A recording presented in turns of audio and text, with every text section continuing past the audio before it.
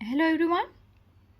So today we are going to discuss a second part of the main topic DNA replication. Right? So yesterday we had talked about the how this process can occur, like DNA replication, how it can occur. Now today we are going to discuss about the mechanism of DNA replication. It means the machinery and the enzymes which are used in this process that we are going to discuss today. Okay, so let's start this. Now before starting this, first of all, understand the how replication process done on the parental DNA strand. Okay, so सबसे पहले आपको पता है that कि initially the parental cell which we can call it, जो कि एक cell होता है, उसमें से डॉटर सेल्स बनते हैं. Like from the one cell there are going to make two cells, right. दो सेल बनते हैं, राइट. तो जो पेरेंटल सेल है उसके अंदर जो डीएनए वो कैसे डबल स्ट्रैंडेड है, right.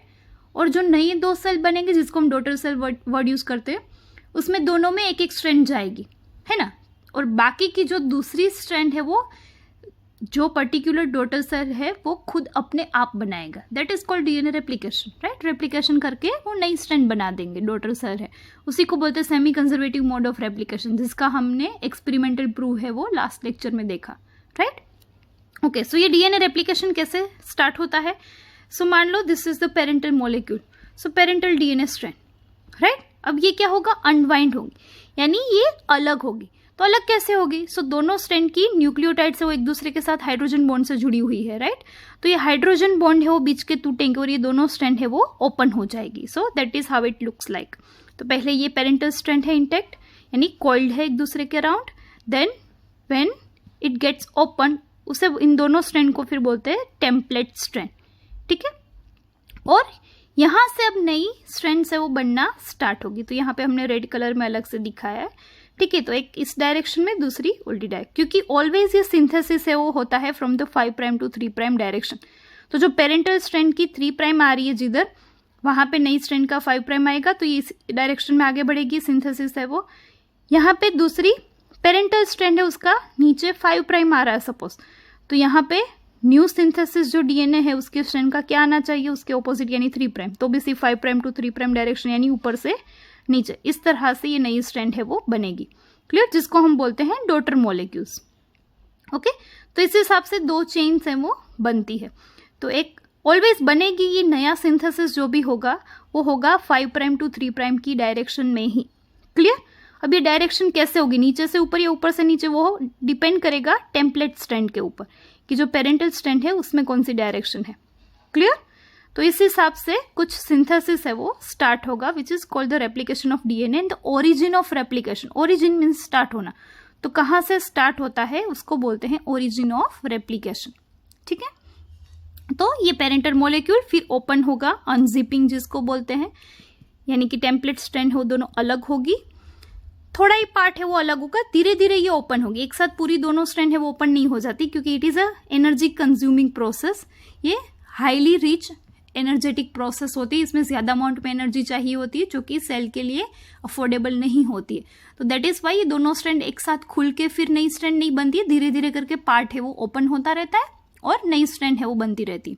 So in case of prokaryotic cell, it means bacterial cell, जहाँ पे न्यूक्लियस है वो विदाउट न्यूक्लियर एनवेलोप होता है, जिसको हम प्रोकैरियोटिक सेल बोलते हैं, राइट.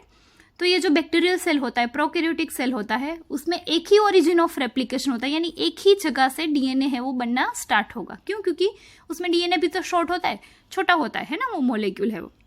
जबकि हम यूकैरियोटिक सेल की बात करें, यानी वेल डेवलप्ड न्यूक्लियस जिसमें है विद द न्यूक्लियर एनवेलोप, ऐसे सेल्स, यानी उसमें हम भी आ जाते हैं, ह्यूमन बींग्स, एनिमल्स, राइट, फिर ऑल काइंड ऑफ प्लांट्स.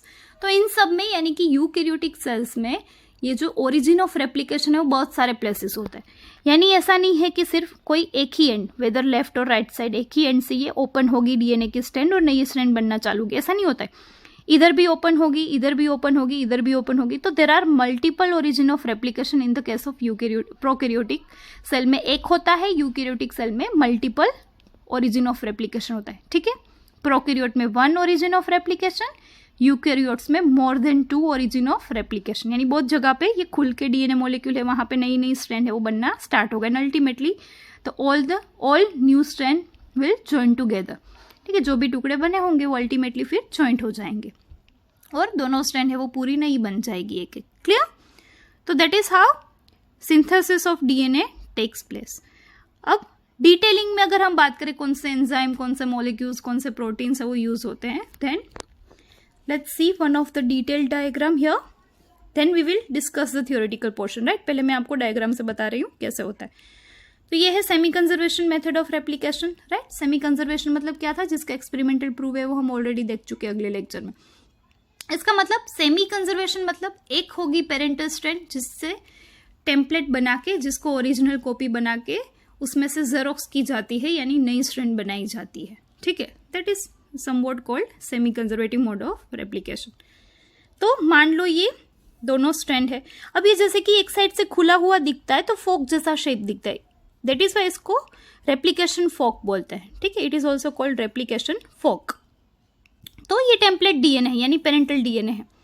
ठीक है, अब दो स्ट्रैंड है वो सिंथेसाइज्ड होगी तो उसमें से एक साइड जो सिंथेसिस होगा वो कंटिन्यूअस होगा, यानी कंटिन्यूस स्ट्रैंड बनेगी, तो उससे बोलते हैं continuous synthesis. And this continuous strand को बोलते हैं लीडिंग चेन और लीडिंग स्ट्रैंड। ठीक है, अब ये नई कंटिन्यूअस स्ट्रैंड बनाता कौन है, तो वो बनाता है डीएनए पॉलीमरेज एंजाइम। दूसरी एक और भी डायग्राम दिखाऊंगी मैं। तो डीएनए पॉलीमरेज एंजाइम है वो नई चेन बनाता है। ठीक है, बट एक साइड जो चेन बनेगी वो कंटिन्यूअस बनेगी, दूसरी साइड है वो ऐसे फ्रेगमेंट्स बनेंगे, टुकड़े होंगे छोटे छोटे। ठीक है, इन टुकड़ों को बोलते हैं ओकाजाकी फ्रेगमेंट्स। ओके, याद रखना ये सारे लेबल्स है जितने भी which we are using in this diagram and in this process. So all labels as well as all part of this process you need to remember for the MCQ as well. So one side continuous synthesis, other side non continuous synthesis है वो होता है अथवा तो okay clear. सो अब ये जो continuous synthesis है that is called leading strand, while the discontinuous strand है यहाँ पे, यानी ये टुकड़े बन रहे जो भी फ्रेगमेंट्स बन रहे that is called lagging chain और लेगिंग स्ट्रैंड। ठीक है, leading chain and lagging chain. Leading means जिसमें कंटिन्यूअस सिंथेसिस होता है, वाइल लेगिंग चेन मीन्स जहाँ पे फ्रेगमेंट्स बनते हैं, and this fragments is called Okazaki fragments. Later on ये फ्रेगमेंट्स है वो जॉइंट हो जाते हैं बाय द एंजाइम लाइगेस, तो ये फिर कंटिन्यू बन जाएगा। ठीक है, अब ये डीएनए पॉलीमरेज को पता कैसे चलेगा कि उसको कहाँ से नई स्ट्रैंड बनाना स्टार्ट करना है। So from which point they need to start the synthesis of the new chain, how they get to know, तो ये पता लगता है उनको with the help of RNA primer.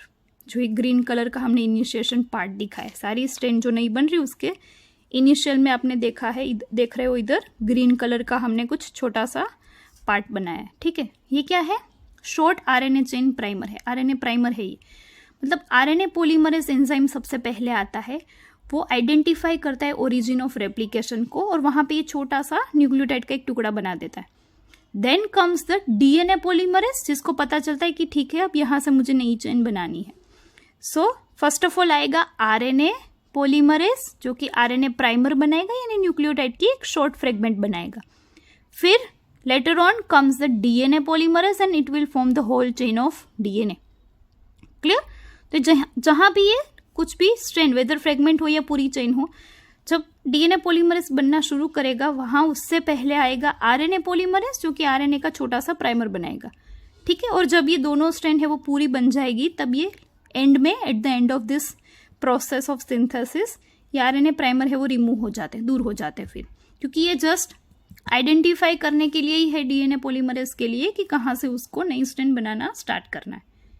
ठीक है, so that is how the whole process is occurs.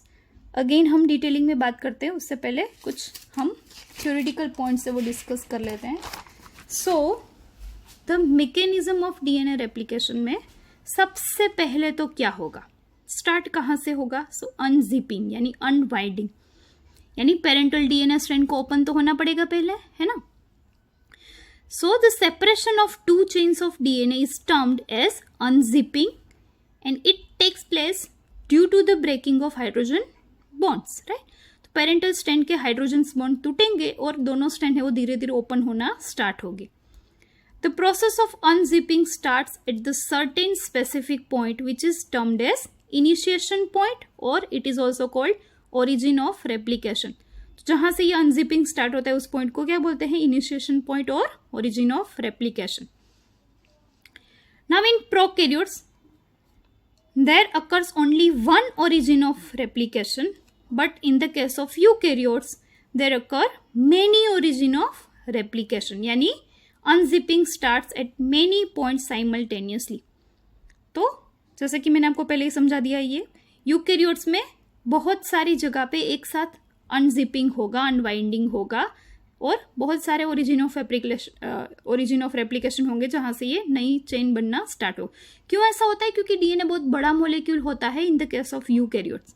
तो इतना बड़ा डीएनए का मोलिक्यूल है वो कंटिन्यूस बनाना पॉसिबल नहीं होता है और उसमें एनर्जी भी ज़्यादा यूज होती है which is not affordable by the any cell. तो क्या होता है, ये छोटी छोटी जगहों पे, बहुत सारी जगहों पे, बट थोड़े थोड़े पार्ट में ये स्ट्रैंड है वो धीरे धीरे करके टुकड़े हैं वो बनते हैं. And then after all fragments will join together and forms a new strand. Clear? Now अब at the place of origin the enzyme responsible for the unzipping, यानी ये डीएनए की जो पेरेंटल डीएनए की स्ट्रैंड है उसमें हाइड्रोजन बॉन्ड टूटते और दोनों स्ट्रैंड अलग होती, राइट? ये हमें पता है अभी, पर ये तोड़ता कौन है? So the here comes enzyme helicase. ठीक है, ये एंजाइम है हेलिकेस. ये क्या करता है? पेरेंटल स्ट्रैंड के हाइड्रोजन बॉन्ड तोड़ के उन दोनों स्ट्रैंड को अलग करता है सबसे पहले, यानी ये अनजिपिंग का काम करता है. ठीक है, और उसके साथ in the process of unzipping magnesium ion Mg+2 act as a cofactor, और इस एंजाइम के साथ कोफैक्टर कौन सा यूज होता है? Magnesium. Clear? So this is the first step है मैकेनिज्म ऑफ डीएनए रेप्लिकेशन का. पहला स्टेप होता है पेरेंटल स्ट्रैंड का अनवाइंडिंग होना, अनजिपिंग होना. ठीक है, जो कि होता है हेलिकेस की मदद से और उसमें कोफैक्टर यूज होता है magnesium. Okay, now next comes SSB protein, जिसका फुल फॉर्म है single stranded DNA binding protein. DNA के पर बाइंड हो जाता है. ठीक है, ये ऐसा प्रोटीन है SSB प्रोटीन जिसे बोलते हैं. ये क्यों आया? इसका फंक्शन क्या है? So it prevents the reformation of hydrogen bonds. तो ठीक है, अभी हेलिकेस ने दोनों स्ट्रैंड को अलग तो कर दिया, राइट? यानी हाइड्रोजन बॉन्ड्स तोड़ दिए, बट अभी ये जो दोनों स्ट्रैंड एक दूसरे से अलग हुई है उसको उसी प्लेस पे, यानी थोड़ा एक दूसरे से दूर ही पकड़ के रखने के लिए होते हैं ये SSB प्रोटीन. क्योंकि डीएनए स्ट्रैंड का ये नेचर ही होता है कि वो दोनों कोइल्ड हो जाती है और ये न्यूक्लियोटाइड से वो आपस में हाइड्रोजन बॉन्ड बना लेते हैं. ठीक है, तो इन दोनों स्ट्रैंड को जैसे ही ये हाइड्रोजन बॉन्ड्स टूटते हैं तो वहां से दोनों स्ट्रैंड को एक दूसरे से थोड़ा दूर पकड़ के रखने के लिए रिस्पॉन्सिबल होते हैं ये SSB प्रोटीन. सो क्या होगा कि दोनों स्ट्रैंड है वो एक दूसरे के नजदीक ही नहीं आएगी और न्यू वापस से हाइड्रोजन बॉन्ड फॉर्म होके वापस कोइल नहीं हो जाएगी एक दूसरे में. ठीक है, तो उसको अनवाइंड ही रखने के लिए रिस्पॉन्सिबल होते हैं ये SSB protein. So it prevents the reformation of hydrogen bonds. Clear? Next comes topoisomerases. So in prokaryotes it is called as gyrase enzyme. ठीक है, it prevents the super coiling of DNA. ये क्या help करते हैं? Gyrase है वो. सो जैसे कि SSB प्रोटीन है वो हाइड्रोजन बॉन्ड नहीं बनने देते हैं, सेम ये गायरेज एंजाइम है वो क्या करते हैं? वो वापस से सुपर कोइलिंग नहीं होने देता है, क्योंकि डीएनए का स्ट्रक्चर अदरवाइज कैसा होता है? दोनों स्ट्रैंड है वो एक दूसरे में आपस में कोइल्ड होती है, तो इसको कोइल होने से बचाता है ये गायरेज एंजाइम. ठीक है, जिसको टोपोआइसोमरेज बोलते हैं, right? So it prevents the super coiling of DNA. Okay, so वापस एक डिटेल डायग्राम से हम देखते हैं कि ये सारे कैसे एक्ट करते हैं. Okay, so here is the detailed diagram again. So this is the template DNA strand, it means parental DNA strand. Then next comes this replication fork. तो यानी ये दोनों स्ट्रैंड है अभी अलग हो गई एक दूसरे से. ठीक है, नाउ इन दोनों को अलग करने के लिए रिस्पॉन्सिबल है डीएनए गायरेज है जो कि हाइड्रोजन बॉन्ड को ब्रेक करता है. And then comes the helicase जो कि अनवाइंडिंग है वो रोक देता है, तो वापस है ये कोइल नहीं हो पाए. ठीक है, एंड SSB प्रोटीन जो कि इधर पिंक कलर से हम लोगों ने दिखाया है. तो ये क्या है? SSB प्रोटीन का क्या रोल था कि ये क्या करते हैं? SSB प्रोटीन है वो दोनों स्ट्रैंड को अलग एक दूसरे से डिस्टेंस में पकड़ के रखते हैं ताकि ये वापस अपना हाइड्रोजन बॉन्ड है वो नहीं बना ले. ठीक है. Then the two kind of synthesis takes place, but always this new synthesis occurs in the direction of 5 prime to 3 prime. ये आपको याद रखना है. ठीक है. तो शुरू में क्या आएगा, आरएनए प्राइमर है वो बनेगा. तो आरएनए प्राइमर बनाने के लिए कौन सा एंजाइम रिस्पॉन्सिबल है, आरएनए पॉलीमरेज. ठीक है. सो सबसे पहले आएगा आरएनए पॉलीमरेज जो कि फाइंड करेगा ये ओपनिंग को पेरेंटल स्ट्रैंड की यानी ओरिजिन ऑफ रेप्लिकेशन को फाइंड करेगा.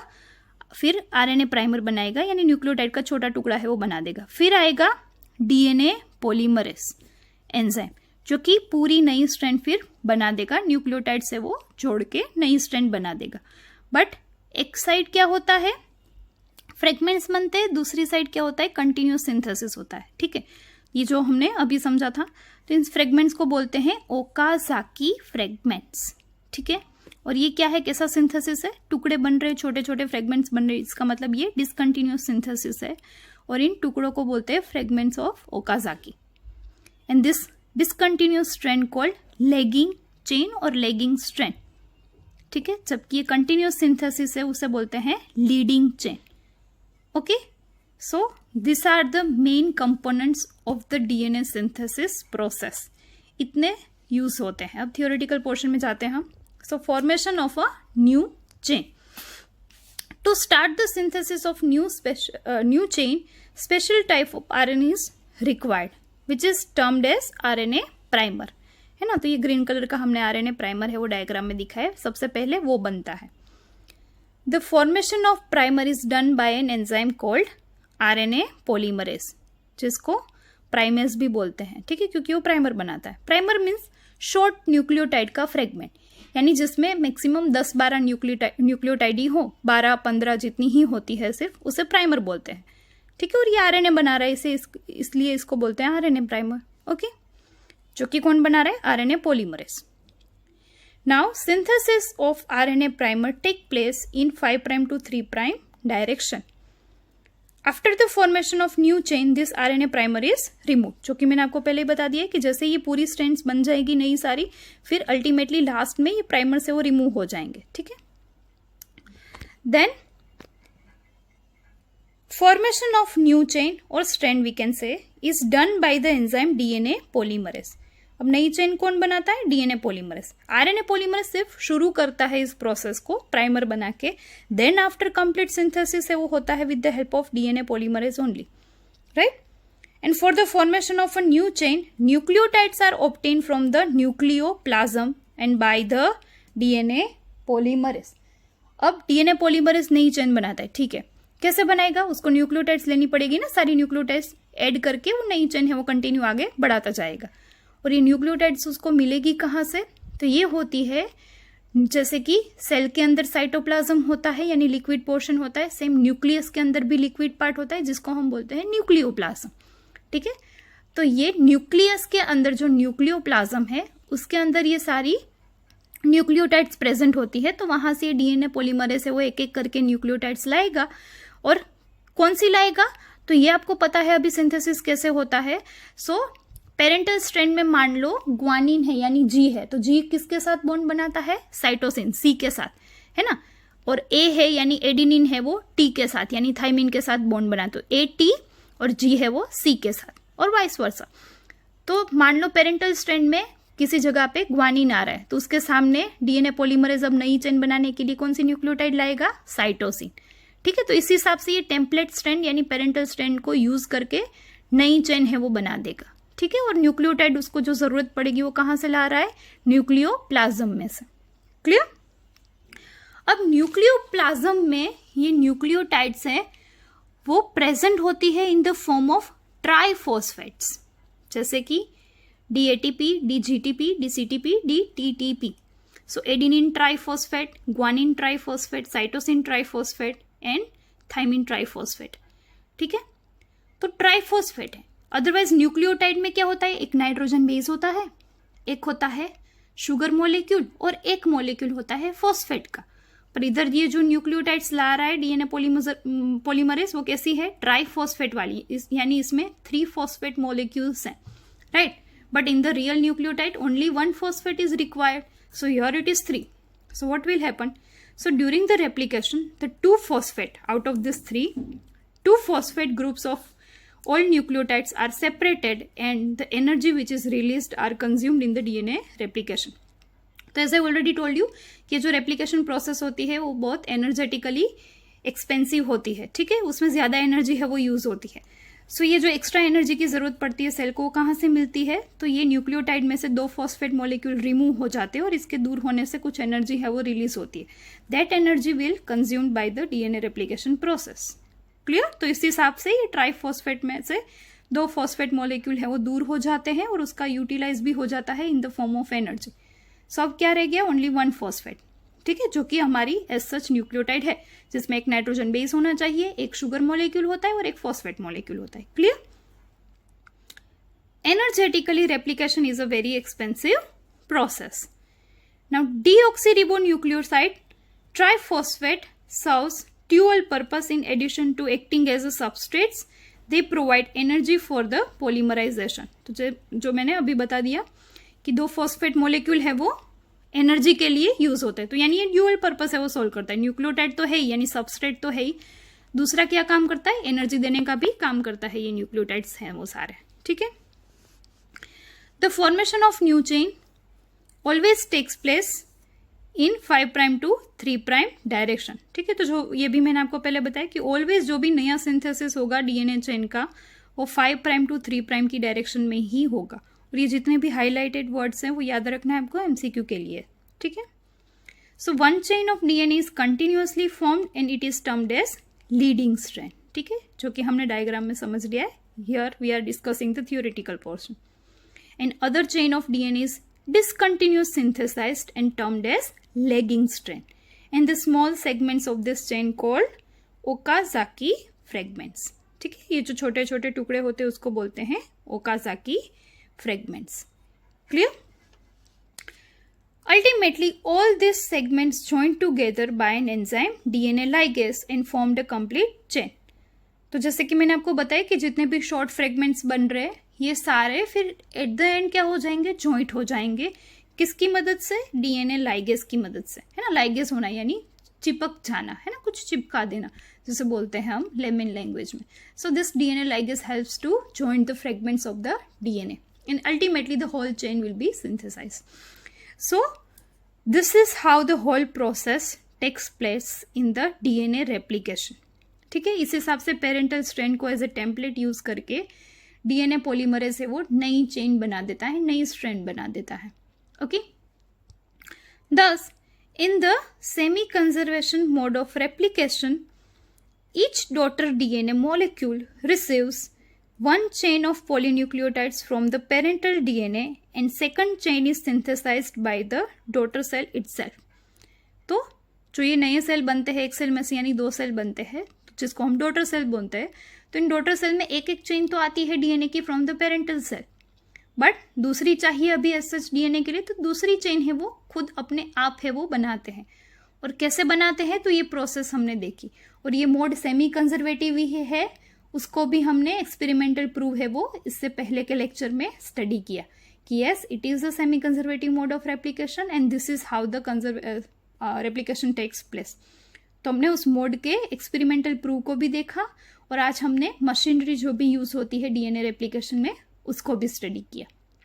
ठीक है.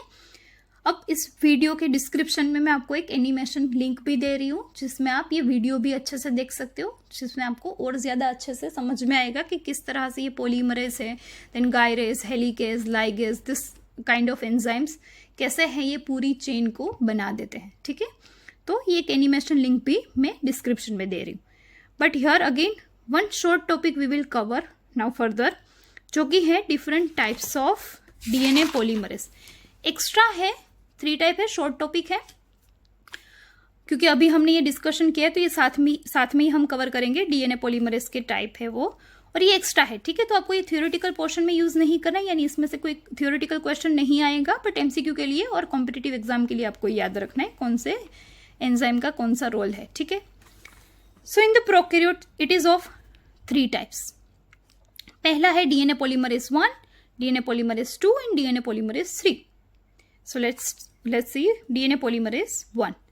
So this was discovered by Kornberg in 1957. So it is also called Kornberg's enzyme. ठीक है, ये कॉर्नबर्ग नाम के साइंटिस्ट ने फाइंड किया था, इसलिए उसको कॉर्नबर्ग्स एंजाइम भी बोलते हैं डीएनए पॉलीमरेज 1 को. अब उसका रोल क्या है, उसका फंक्शन क्या है? It separates the RNA primer from DNA and also fills the gap. It is also known as DNA repair enzyme. तो जैसे कि हमने ये प्रोसेस में देखा कि पूरी नई डीएनए की चेन है वो बन जाती है, नई स्ट्रैंड है वो बन जाती है, तब लास्ट में आरएनए प्राइमर जो कि शुरू में आया था वो रिमूव हो जाता है, दूर हो जाता है. ठीक है, तो उसको दूर करने के लिए भी अगेन कोई चाहिए, तो वो कौन होता है? DNA polymerase 1 which removes the RNA primer. और ऑब्वियसली आरएनए प्राइमर की जगह अगर निकल गई, यानी वो 14-15 न्यूक्लियोटाइड से वो रिमूव हो गई, तो ऑब्वियसली वहां पे गैप हो गया, तो उस गैप को भी फिल कौन करेगा? डीएनए पॉलीमरेज 1 ही. तो वापस वहां पे थोड़ी जितनी न्यूक्लियोटाइड्स का प्राइमर होगा वो रिमूव हो गया, उतनी न्यूक्लियोटाइड से वो नई ऐड भी कर देगा. ठीक है, so this is how the whole process occurs. so DNA polymerase 1 उसका रोल है RNA प्राइमर को रिमूव करना and also to fill the gap. That is why उसको बोलते हैं रिपेयर एंजाइम, क्योंकि जो खाली जगह रह गई उसको फिल कर देता है, रिपेयर कर देता है. ठीक है, सेकंड है DNA polymerase 2.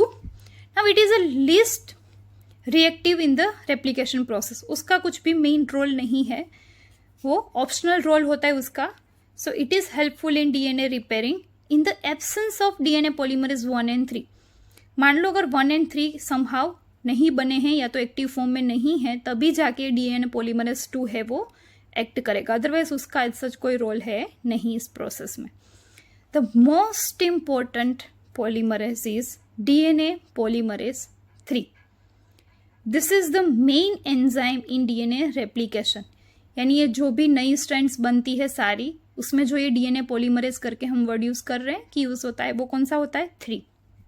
ठीक है, so it is the main enzyme DNA polymerase 3.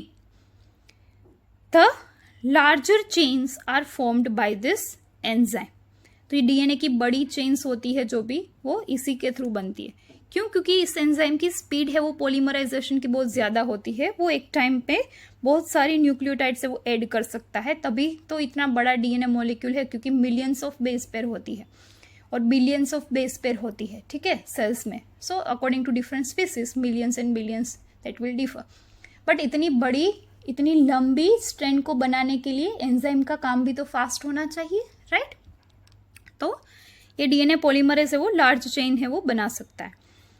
This is also known as replicase. It can polymerize approx 2000 base pair per second with high degree of accuracy. तो जैसे कि मैंने बात की अभी कि ये स्पीड में न्यूक्लियोटाइड है वो ऐड कर सकता है, यानी एक सेकंड में 2000 बेस पेयर जितनी न्यूक्लियोटाइड, यानी 2000 न्यूक्लियोटाइड से वो ऐड कर सकता है. इतना स्पीडी वर्क करता है.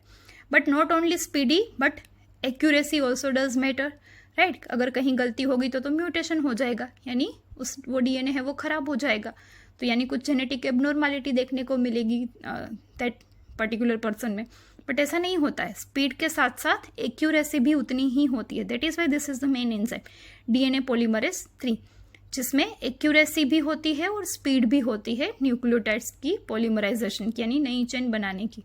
ठीक है, so this are the 3 enzymes. And the last point, any failure in cell division after the DNA replication results into a polyploidy.